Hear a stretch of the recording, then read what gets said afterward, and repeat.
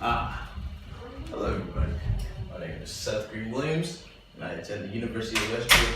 I'm going to talk to you all about my definition of communication. I'll just take a seat real quick if you don't mind. Communication is a very broad topic because it can be interpreted in many different ways. However, I'm going to tell you all the definition. The definition of communication is the process of generating meaning by sending and receiving verbal and nonverbal symbols and signs that are influenced by multiple contexts. Communication is used everywhere from what you see, especially in modern day with the technology that we have in our mobile devices or talking face to face. Even animals communicate in the wild.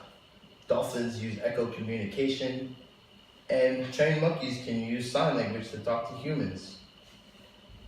There are a bunch of different meanings of communication, so it's all up to your own personal opinion. My meaning of communication is getting information across to another person. Every day we learn something different, and so with that helps form different forms of communication. You can learn something new from your teacher in the classroom, or your friend telling you something new in person. Information and communication go hand in hand in today's society, especially with the help of technology.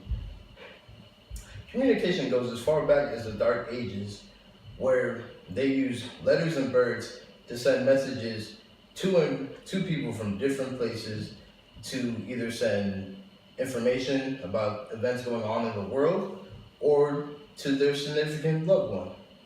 No matter what, information constantly evolved. You could bring communication to even wars even. If you think about it, we use communication in wars for relaying battle plans or even spying on our enemies.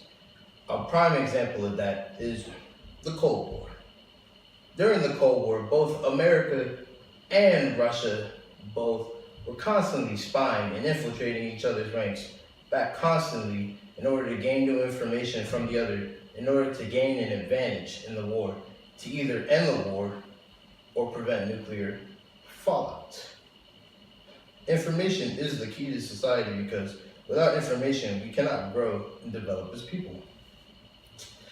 Communication is much easier than 50 years ago. We're gonna be honest. It's just as easy to talk to somebody. It is easier to talk to somebody outside of the country thanks to the help of the internet. Thanks to the ginormous social media boom, it is much easier to talk to somebody about anything. You could talk about food, you could talk about cooking, anything like that. This is similar to interpersonal communication because people typically talk to somebody who has the same interests or things that they can relate to, or similar things like hopes and dreams. However, you can also communicate with somebody without verbally talking. A prime example is with emotions. You can clearly read when somebody is going through something. A prime example is when somebody's sad. A person's face is typically sad, they're gloomy, they're looking down. Another good way to indicate, and watch out for this if you ever see this, is if their eyes are red from crying. I just want to tell you all, in conclusion, information and communication rely on each other to create a stable, well-developed economy. That is my presentation, you all.